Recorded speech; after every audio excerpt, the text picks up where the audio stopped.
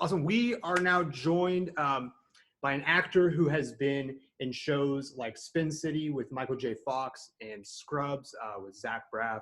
He was recently in the new movie starring Julia Garner called The Assistant, which you can find on video on demand right now. It's Alexander Chaplin. How are you, sir? I'm well. How it's good to be with you guys. Yeah, we appreciate it. How's that? So obviously this has been kind of a crazy, last year. We're coming up on a full year now of being in a pandemic. What's kind of been the last year of your life been like? I can tell you the last 5.5 weeks specifically. Yeah. I got COVID. Oh no. I've been there, man. You were there? Yeah, I've had it. I had it 3 months ago. Is your taste and smell back? I never lost mine. The only thing that I really had was back pain. Did you lose yours? It's coming back now. It would hit me, and forgive me, as you will see very quickly. Like, oh, I think he still does have it. Clearly, I definitely feel like the pitches are a lot slower. My acumen, my acuity is like, I just had an image of the way Muhammad Ali, to psych himself up fighting Foreman, was describing. You're not going to touch me. You're going to telegraph everything. I'm feeling like, not implying I could have taken Mr. Foreman at the time or even now. But yeah, everything is slow. I definitely am, and I can't afford to be any less Sprite, and yet there we are. I'm aware of it. It's a really the attention span. It's a good fight between the ADD and the OCD, and it's going to come down to who wants it more. Yeah. Everything is just like it's been, the exhaustion has been the hardest part. And like I say, this Saturday will be 6 weeks. And I'm starting now to coming back. But it was, if you can, don't get this thing. It's not fun. And it's this is kind of not really off topic, but not something I was thinking about asking, but what was it like in that moment when you got the call, or you were with your doctor and he basically said like, hey, you had it? Because for me, it was shock. I just sat there for 5 minutes and was like, holy crap. Because you never think it's going to be you until like you actually take that test and get positive. What was scary was I have two ladies. One is, oh my God, one is 17. The other is 22. Is that real? That's real. Without getting into detail, I can answer your question and say, yes, I know for a fact they're both mine. When Phoebe said I'm not feeling well, we were like, all right, let's get you tested, whatever. When it came back positive, I will, my knees buckled because, obviously, what do they say, that you have an 80%, is it 80% chance of riding it out and being, I believe that was the statistic of. You mean like without hospitalization? Yeah. Not like serious. Yeah, it's like 80, 85%. Yeah, it's pretty high. Oh, is it even 80?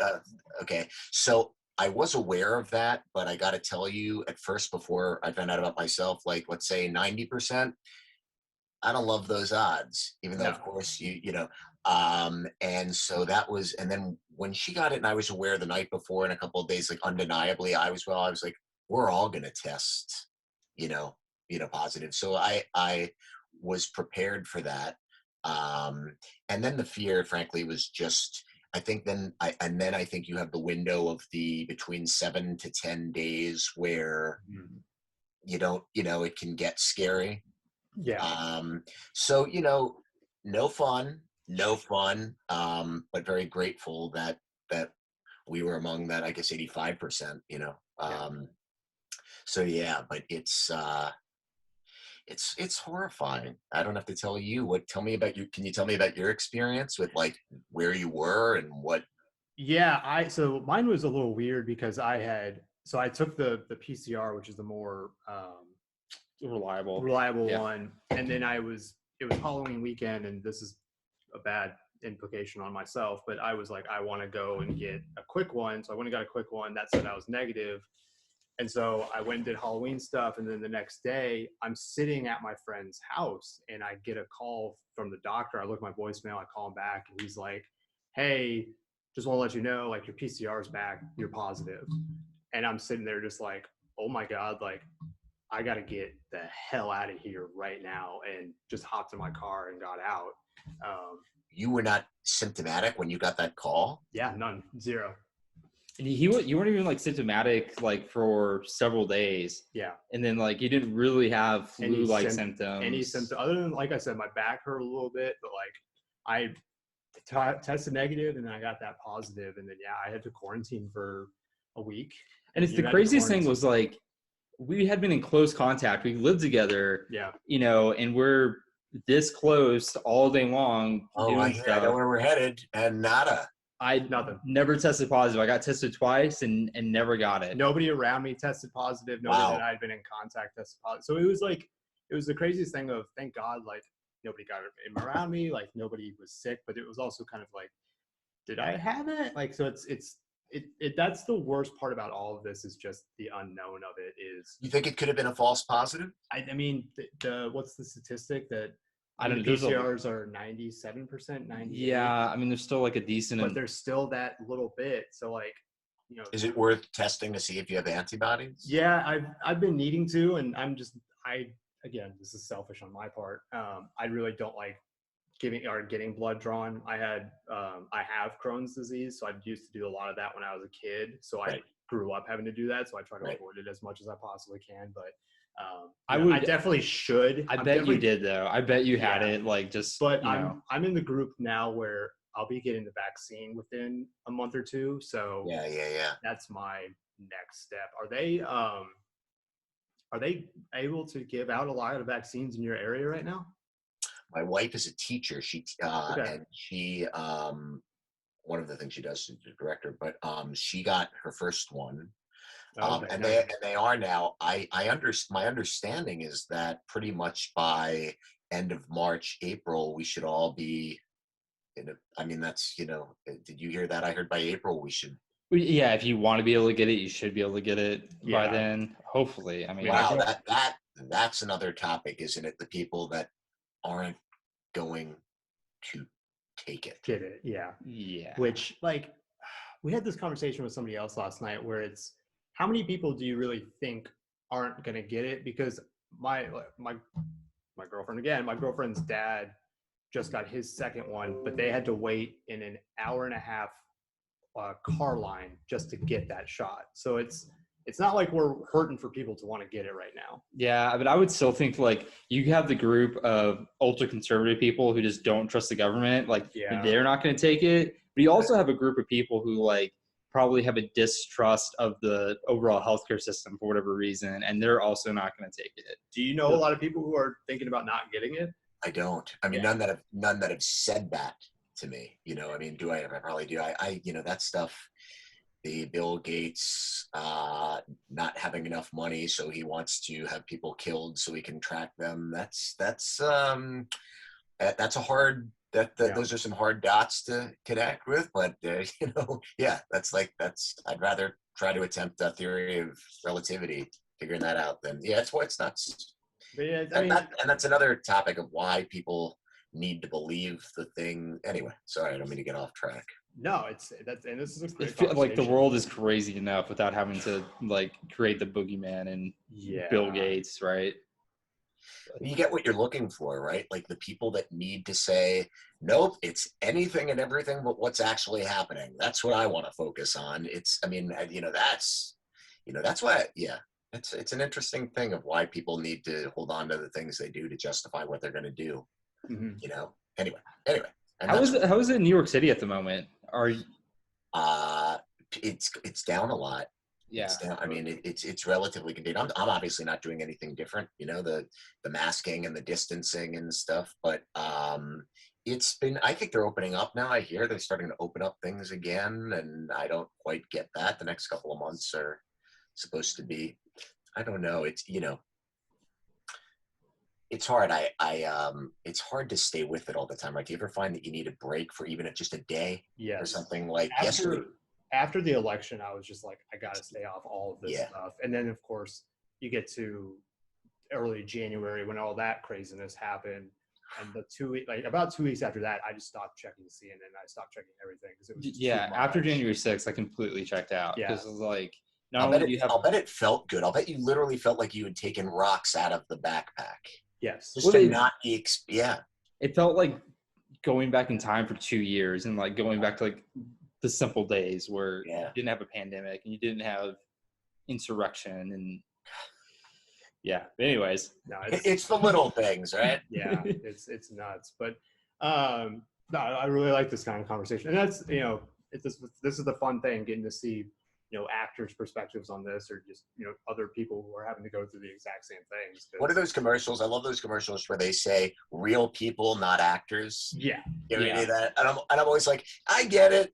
People can get offended. I get it. I don't have a problem with it. These are real people. These are human beings. Mm-hmm. They are not actors. Yeah.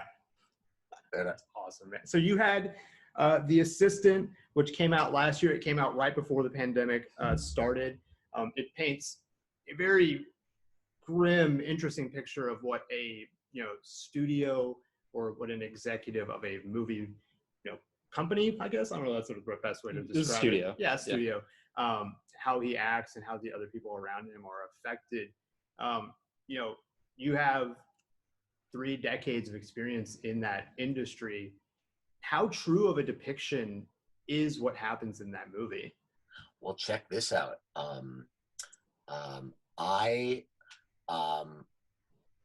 Before I tell you, I'm happy to share. It's an interesting thing. If I can digress for 1 second, just about interviews or things like this. Like, what do you? I sometimes wonder the balance between being authentic and sharing things and then just being gratuitous, where it's indulgent. Yeah. You know that fine line where it's like, no, dude, your therapy session is like an hour. like we're good. We're releasing this. We're going to show this to other people. But I say that to say that I actually was out of the business for about 17 years. My oldest has autism, and I left Spin City when I was like 28. Last season, and my wife and I and 11 other parents started a school for kids on the spectrum and autism. That has been I learned, telling a manager that a little over 2 years ago, you guys have heard of IMDb. Mm-hmm. I learned that was not a radio station. That's the line, that I would say. So in a really bizarre way, of someone who has, some good credits and stuff, I would act when friends and people would call, but having an agent and a manager and being in the game, I got back into it over about just a little over 2 years ago, and things started to pick up again. And then, the coronavirus. So I feel like, in a weird way, I feel very new to the game. Like, I'm meeting casting directors again, and people are like, "Oh, nice to see you." Like, I don't have the war wounds of being in the business, and I feel like it's weird. And in many ways, I feel like I'm just out of school. It's bizarre. It's really bizarre. Yeah. Especially since, like, when you came back in, coming back into an environment where there's Netflix and Amazon, and it's completely different from when you left. Yeah. Oh my God. I mean, yeah, completely different. And it was just time to, to get back in and do it, and enjoy it. And signs were well when I put the energy and, encouraging into it. So it's I'm excited to be, I feel like a very, very young old man. It's probably a good feeling, right? Well, and with this, you play Max, and he's one of kind of the higher ups in this company who, has dealings with the boss. What kind of research, or what really about this role made you interested in it, made you want to do this? Well, the casting director, A.V. Kaufman, has been great with me and said, come in and do it. And I just read it, and I liked the script. And as for the research and things, I mean, just hearing about, in terms of my function in the story, was very straightforward. And for fun, I learned about the history of some of the specifics that went on that, truth be told, I had no clue about. I mean, I had heard Harvey Weinstein speak, and I guess the first word that doesn't come to mind is necessarily class, but I didn't really know, I didn't know all that. Yeah, my gosh. And so as far as research on it, truth be told, I would love to say more than I read this script and showed up with my understanding of who the person was, and talked to the director, Kitty, and she would say, try this or try that. And I'm saying I would love it to be more complicated. Why would I need it to be more? I don't know. That's it. Maybe that's going to come up in my session. I'm not saying I'm in therapy. I'm just saying that if I were, we're your new therapist. That is something. Yeah, $10 an hour. The actor's therapist. Yeah, that's awesome, man. It's very like I don't know if intimate's the right word. It's all set within this office. Yeah. All very much. He did great. I thought Kitty, the director, did such a. It was just claustrophobic. Like you felt like you were being, like, even as a witness to it, like you were being invaded, right? Like it just felt like it was hard to breathe. You want to just like, get a little space, It was really authentic though, because like, I've worked in accounting like since college, and like that type of office environment is very authentic, like with the cubicles and the gatekeepers of the assistants to the executives and the C-suite. Could you relate to that dynamic? Is that, I can't imagine that's reserved for showbiz. What's that? Could you relate to that? Oh, yeah, for sure. I mean, oh, really? Yeah, I especially like my first job out of college was for a gas grill, like barbecue company, and was ran by this guy who was in his 70s, was like a local Dallas billionaire. And this is just one of his like dozen companies, right? But he was like that. He's just straight asshole to all of the people who worked for him, like larger than life character, would like call you into the boardroom to just grill you down and send you back here. Wow. Yeah, so like it's the way they depicted the environment with which the different employees operated was really authentic to, I think, what happens in a lot of private companies. That's got to be a choice. You have to wake up in the morning and want to be that person. Like the energy that it takes to, I know what I'm going to do. I'm going to show up and remind everybody that I have more money than they do, that I'm more powerful than they. I mean, you gotta. That's not. Well, I was gonna say that's not authentic. I guess that's authentic to him, but I mean that's not a nice person. No. Is that the person who's just like, they got to the place they were, they earned all that, or they have all that money, just literally by bulldozing people, and so it's like to like and the wildest thing though that when people talk about any type of celebrity that must be hard or whatever, or that like any time that I found that I've gotten attention, if somebody's endowing you with certain things that obviously they can't know about you, but you recognize, it's actually easier to be whoever you are, because you don't have to do anything. You're being like, somebody's being, they're handing you every opportunity to like, and the notion of like, oh, I know what I can do now. I'm in a position of power. I can make you feel bad.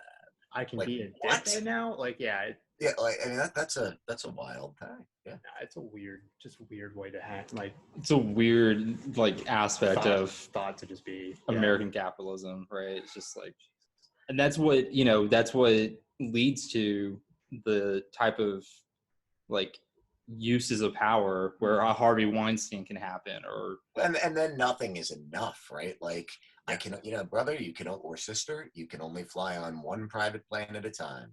You can only have one. Like, who's the audience? Do you guys know a book named What Makes Sammy Run? I definitely. Oh, you guys would love it. I'll check that out. What Makes Sammy Run? Bud Schulberg, and it's just about this ambitious guy that will stop it. He starts off as an assistant. You guys will love this book. Okay. Make this whole Zoom interview about nothing more or less than I talked to that prick Alexander Chaplin, but he did tell us to read What Makes Sammy Run. Get one recommendation. Yeah. That. Okay. Yeah.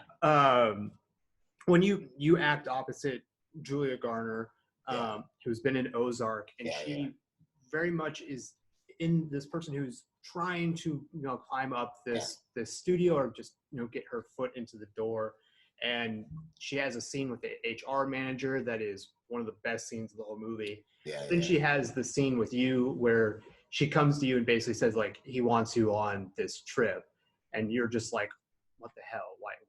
What was it like acting opposite her and having to be, get to able to do those scenes? She, she's lovely, and she brings such a, just her humanity. I mean, it was, you know, yeah, I think the lines are like, she's like, basically you're needed, right? Or you, yeah, I mean, if memory serves, that specific thing where I'm at the desk, where she's ultimately not telling me anything that is shocking to me. Mm-hmm. But it was fun to play that, just looking at Julia, because she is she's a good person and very kind and very sweet, and so to kind of be that guy around her was, those are fun roles to play, because you don't do that in real life. So anytime, like, yeah, I think that's just a different mindset, right? Because then you ask yourself, well, what is somebody who, with that point of view, what do they do, right? Like, what makes a person do the things they do? And what you do is you resent the others, or then you get into the mindset of, you're someone who resents other people interfering with my time. Right now, you're on my time. And then you ask yourself, well, that's somebody that's, where it's like, if you're playing Osric, no, Hamlet's my friend. The story is called Osric. It's like, then it becomes, you just readjust. I remember Phil Hoffman talking about, rewiring, where it just, things lead to more questions. Who is this person? What do they want? What is that point of view? It sort of gets in your body a little bit. You start imagining how they are in the day-to-day, in scenarios that are completely outside of what the scene is about. And that informs behavior. And, in scenarios where you're like, and then you get a sense of the person, and then that becomes, something you externalize and physicalize, and that gets. Am I making any sense about? No, and it sounds like a really interesting thing of like, you get into kind of that day of shooting, or even a couple days where you're reading that script and you start to think about like, well, what gets you to that point, and then what are the not justifications, but what happens, and justifications, and also, right away, you ask the questions. Well, how am I similar to this person? How am I different than this person? I'm thrilled to say I'm different than than Max. Again, my family might disagree. You're just asking questions about it, and what can you do? I mean, it was a nice enough role to just kind of get in, and without hopefully calling too much attention to itself. It was more about, I found that, and the set that Kitty ran, was, everything was so, it was like the economy. Everything was happening very fast. It was, but it concentrated. And so it sort of was an exercise in all of the things that you didn't have to do to make something work, rather than superimposing something on top of it. It was very, I want to say, not dry. COVID brain. What's the word? I'm the role of the COVID brain. You mean like kind of just ordinary, plain? I mean, just it was just by the relentlessness of the apathy and the not caring, rather than showing, rather than putting energy into, we're bad people. It was almost worse than that. It was, and your name is. Like, I remember doing, like, as I'm doing this now, I guess you sort of play games with yourself to get yourself into a mindset. Mm-hmm. And I think it was just, realizing that this is somebody who looks at somebody, and you're in my way. Yeah. And it's pretty much just indifference. To the person. It's indifference, except the only thing that gets a little more heated is when you're taking up my time. Now we have a problem. Yeah, it's you're taking up time where I could be doing something. I could be doing something, and you're actually making me think that you think what you're doing is as important, and that pisses me off. Yeah, that's wow.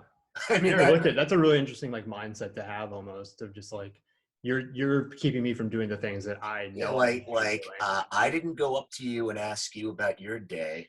Yeah. And newsflash, the only reason I didn't do that is because I don't care. Yeah, I could literally care less about how your day is going. Like, that's the mindset of someone that like literally looks at blocks of time like their money. Like, you're literally looking at like 15 minutes of your own time as like, I'm worth X number of dollars, and like that's what you're taking from me by wasting my time. And I guess everyone around you is potentially in the way of that, right? So it's a status, it's like it's all status. That's such a pessimistic look at everybody around you, that they're basically everybody who's around you, everybody that you're looking at is they're an extra in your soap. Yeah. Oh my God. Yeah, but then again, like this movie perfectly encapsulates like corporate America, because when you're at like certain levels within corporate America, that's all it is. It's literally just a game to get ahead of your fellow coworker or whatever it is, your competitor. Well, the wildest thing about it, though, is like, as I said, like obviously there's no ribbon at the end, right? There's no ribbon. There's no it would still be horrible. I'm not saying that to sound like if there were, it's acceptable to be that type of person.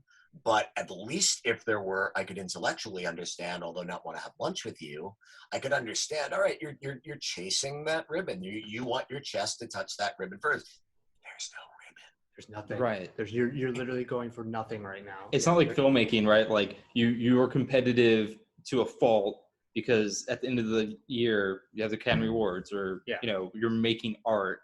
But like, what's funny is I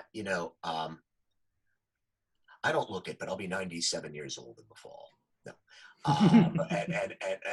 But the older I get, I realize that I don't even know if I ascribe to the fact that what you just said is true in this. Like, and I'm not in any way trying to sound like a Zen master. You get competitive, or maybe I should be here doing this, but it's just so obvious to me the older I get that no one living their life in a certain way is the reason that you are not. And I really believe that personally and professionally, that this notion that I would be here if you weren't, or if you were, that it's not real. It's not real. There is no boat. There are no shoulds. That person working is not the reason you're not. I mean, I don't know. I mean, we're all just, I guess I sound like you guys are probably too young for and that's one to grow on commercials. Is that familiar to you? Oh, I remember. Yeah. What is that? And that's one to grow on. And that's one they would say some cheesy Hallmark thing, and it would end with somebody looking into the camera saying, and that's one to grow on. We heard it at Grammy Papa's house once or twice. Okay. I definitely remember hearing that somewhere. I think there was a point in history where like that was the case, but today where anyone can get on the internet and learn anything they want to and just do whatever their heart fancies. Like, well, I like the way you phrased it, because also, and forgive me guys if I'm getting too off track. No, this is awesome. No.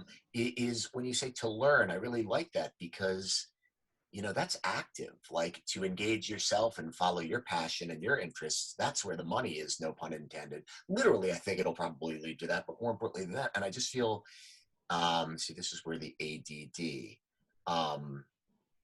oh, darn it, and it was going to be so deep. I might have fallen into the hole. What we were saying about learning. What you were saying is that there was a time where the aspect of, well, like just the aspect of, there might be only one job for, there might be a group of 50 people, but only one person's getting that job, right? Well, now. I remember a friend of a friend, we were at dinner, and he said he's a writer, and his father was sort of a famous writer. And he said, and I didn't forget this because I'm fascinated by it. He said, we're all fighting for each other's ears. Mm-hmm. And I thought, okay, but why aren't our ears enough if we hear something? Yeah. Why aren't we the audience for us? And I'm not saying I know the answer, or that I still don't have that need to express something, and that I don't, but it's a very interesting thing about what you talk about, like reality shows and people, if they want fame and attention, it's a different ballgame. If you want somebody to look at you that badly enough for 10 minutes, you're going to get people to look at you. But my question is, all right, I'm looking at you. Have you figured out why you need me to? Yeah. And I'll be honest with you, I've struggled, and for a while, especially when I stopped acting for a long time, I struggled with that. Like, because the truth is, you get an immense amount of attention. And then you have to ask yourself, well, is it commensurate with, is the attention that I'm receiving commensurate with what I'm doing? And I struggled with that. And for a long time I thought, no.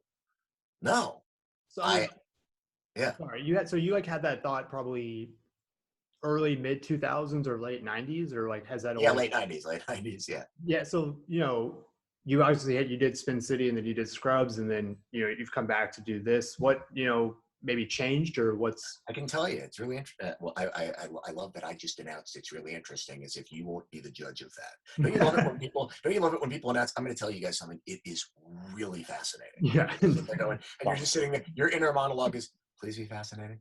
Please be fascinating." Um, I remembered why I wanted to act. I remembered. I think it became that. If I can be frank, and again, this is the part of we're getting to. I remember Robert Downey Jr. saying on an interview where he got pissed off at the guy. I'm sorry, we're getting a little too Diane Sawyer-y. Did you see that interview where he got pissed off at the guy? He's like, I didn't see it, but I could totally see that from Robert Downey Jr. Yeah.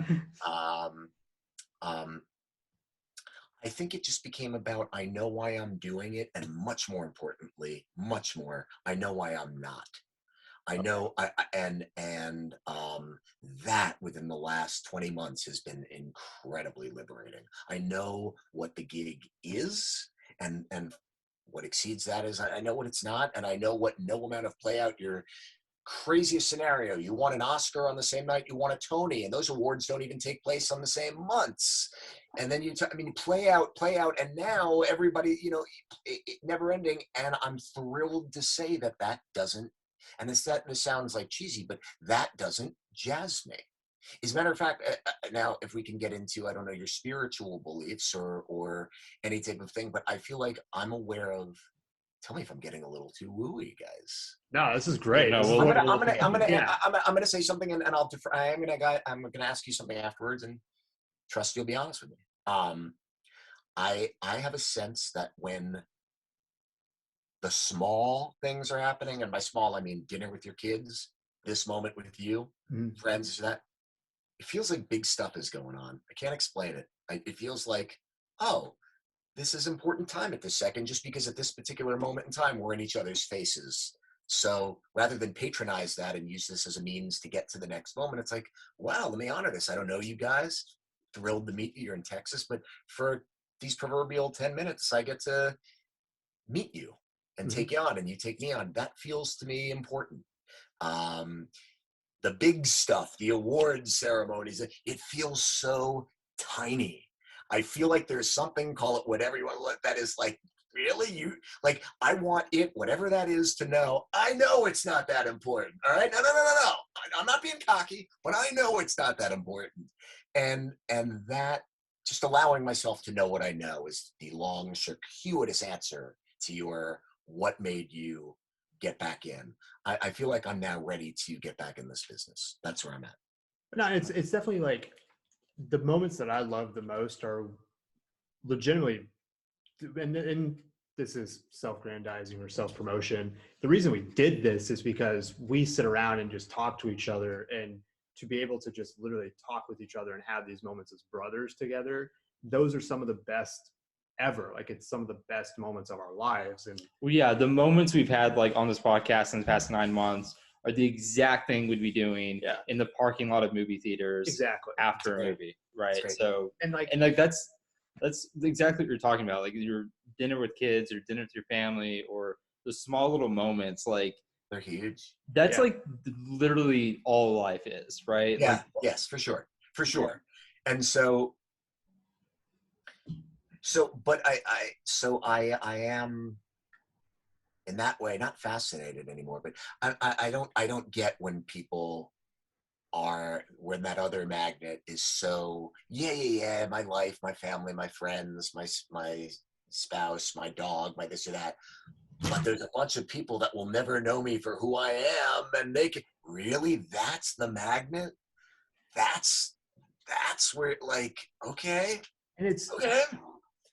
It's such a hard thing to like not quantify, but like kind of wrestle. And I've wrestled with this for the last 3-4 months, because I get really down when it's like, oh, this podcast isn't doing as well as we want to, and it's almost something where in my head, success isn't getting a lot of people to listen to this or having a lot of people pay us to do this or whatever.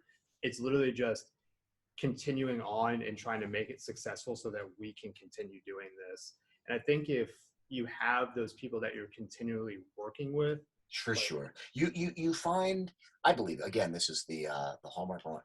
My experience has been that when you put something out there and it's you find and you care about it with a point of view and it isn't just a look at me fest, I feel like you meet the people that you're meant to meet, and you personally and professionally, and other fancy words that end in ly, and the rest takes care of itself. That, and you know what, that quote unquote that success or whatever, that's none of your business, because even that's not about you. Like I remember, I mean, I was really young when Spin City. I was 25, 20, just or 25 when it was. And the weird thing is, in certain ways, I didn't recall how big that was.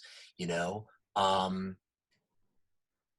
you don't feel those things as much as you do the action when you're doing something. Hopefully, if you're in it, that resonates. The byproduct, the perception, the buzz, the fill in the blank words of that, it's nothing that you can hold on. There's nothing for you to, there's no sustenance. There's no nutrients there. You can't eat it. Anyway. No, that's a really good way to look at it. And it's a hard thing of doing anything creative or just trying to make a living almost. And may I ask, how long have you guys been doing this? So 9 months. So we literally started a month into the pandemic. Well, dudes, when you say we're not as successful, tell me what I mean, unless you don't want it, like what do you know what you either wanted or continue to want? Like, in other words, what do you have a goal? The hardest thing about this is like quantifying like what is success, and it's really tough, especially because like we're so new at podcasting. Like, what is success within podcasting? Is it getting picked up by somebody or getting a lot of downloads? And I don't think we're even looking at it like that. We're really looking at it like we started up from the perspective of we love film, exactly, and we love Are you guys actors? Do you act? We want to. I want to go to film school and do screenwriting. Yeah, but we have zero. He's a school teacher. I'm an accountant. So what do you? Wait, whoa! Forget, God, ridiculous. See, I'm an actor. I didn't ask. So, I teach school newspaper, so journalism. Where? So in Dallas, there's a city, I should know this, southeast of downtown called Seagoville. It's a low-income area, but I teach at Seagoville Middle School. Oh, wow. So they, it was you right. You can get vaccinated soon. I do, yeah. So hopefully within the next month, they're going to send out more signups and stuff. But yeah, about a month into, not even like 2 weeks, I'd gotten furloughed, and I was saying I need a job, and I'd always wanted to be a teacher, so I went out and got my certification and got hired. Wow, amazing! Congratulations. Yeah, thank you. So like, and then at the exact same time, he was gonna start writing reviews for like little blogs, and I was like, let's just.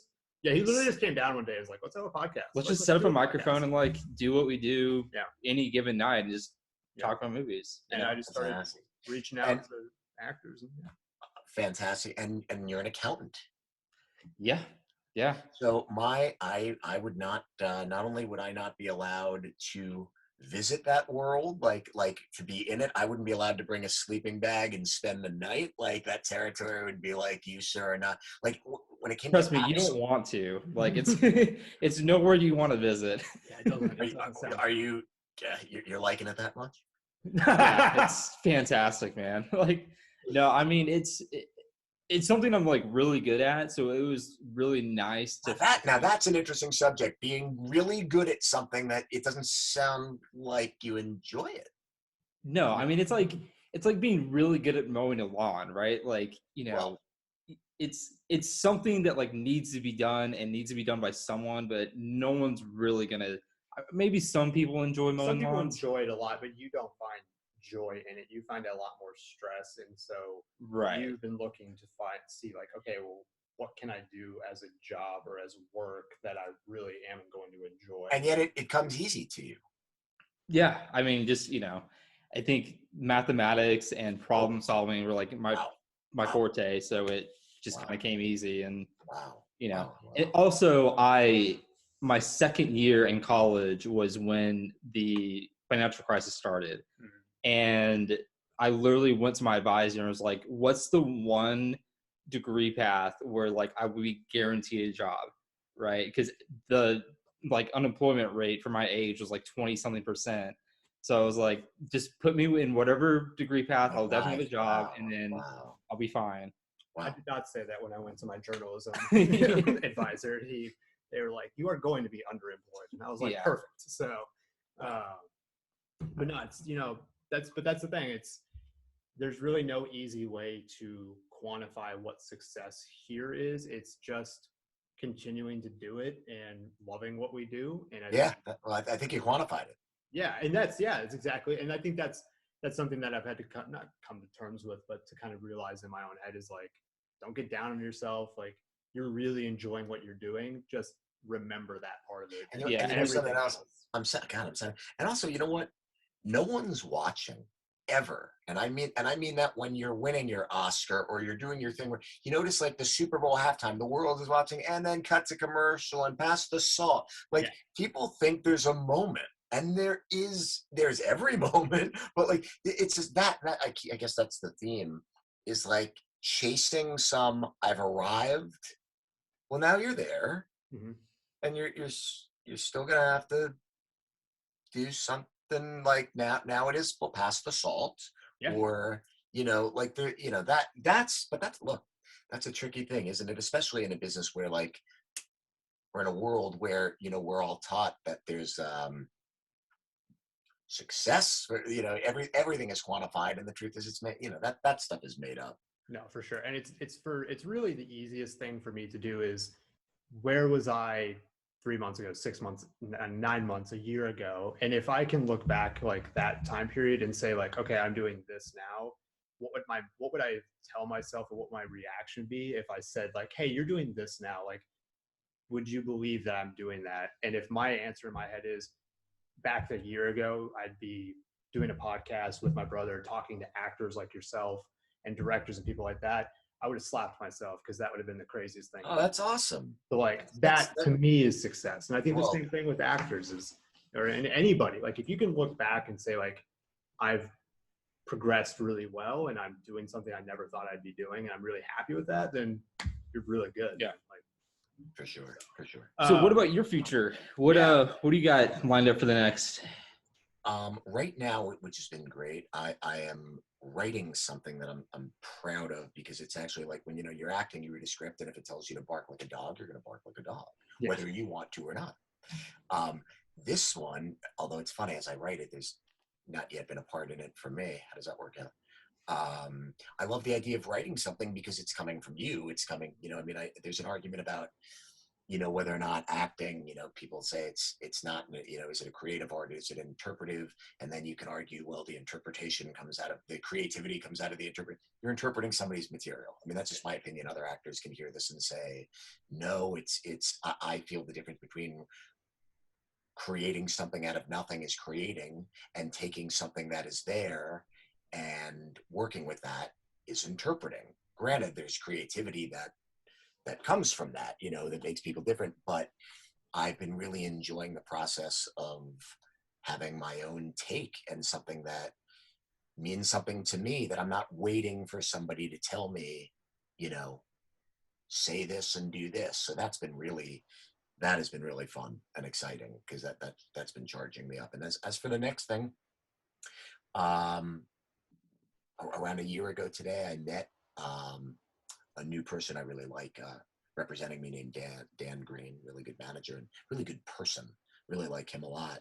And to be honest with you, I'm just excited to be getting appointments again. It had been a long time, almost 2 decades of again, when friends or somebody would act, like Bill Lawrence was the of Scrubs, was also the creator, producer of Spin City. So come and do this and come and do that. That stuff was great. When that's not happening and you got to go out and fight for stuff, I'm now back in doing that. And that feels, I'm excited by that. Yeah.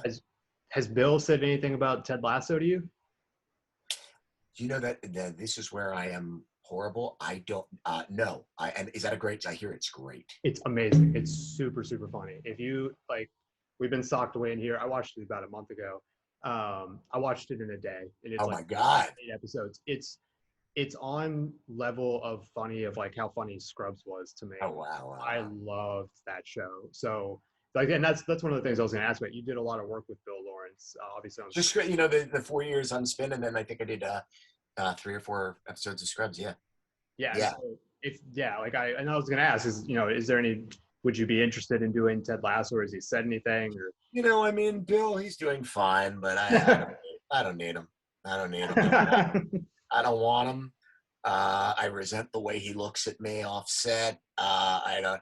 All of that. Sure. Yeah.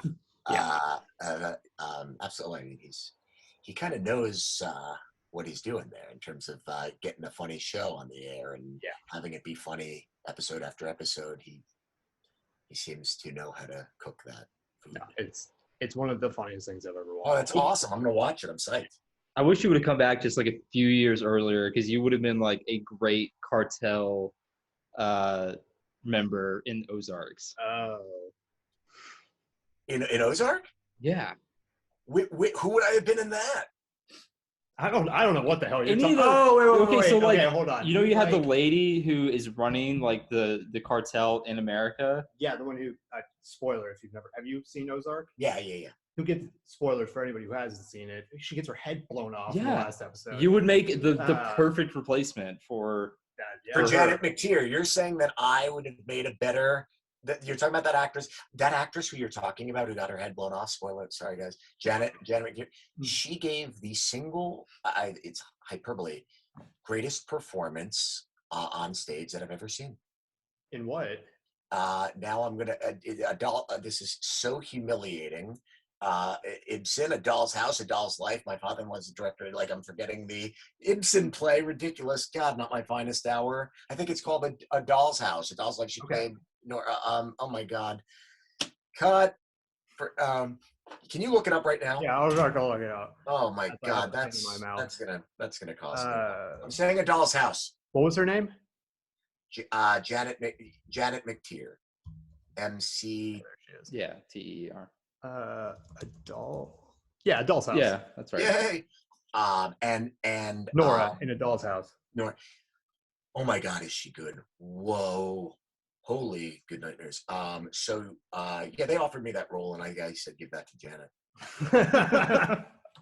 Yes, that's exactly how that went. But thank you for the compliment. I'm still trying to think of which guy I could have been in that. Like, I love. No, I'm not saying like you could have replaced anyone. I'm saying they could have come up with an original cartel kind of. Yeah, especially because they had like that Midwest. They had like the whole Midwest operation going on. Yeah, exactly. What's it called? Or even like one of the FBI agents who's investigating.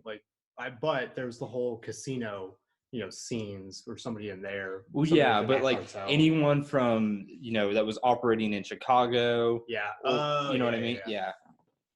All right. I'm on it. I'm gonna just get write yourself apart and just I'm gonna make sure I'm on either season 1 or 2 of Ozark. I'm on it. We're gonna. Okay. Well, this has been one of the best interviews that we've ever had. Oh my God, what a nice thing to say, sir. This has been a lot of fun. We usually don't get to talk about a lot of spiritual or just a lot of forgive me if I that's the best type of stuff that people get to talk about. So yeah, no, it's really cool. Like, you get actors and actresses on, and they like aren't giving you the same like rehearsed answers to which we haven't really got. Right? No, and that's because we usually don't ask those type of questions. Yeah, we usually try to get exactly what we had here. Yeah, but we really appreciate it. I appreciate your time. I wish you guys nothing but first class stuff. Yeah, you got the assistant on VOD right now. We'll watch out for the screenplay that you're writing right now. And anything in the future, we're really looking forward to it, sir. Thank you so much. We'll meet again for sure.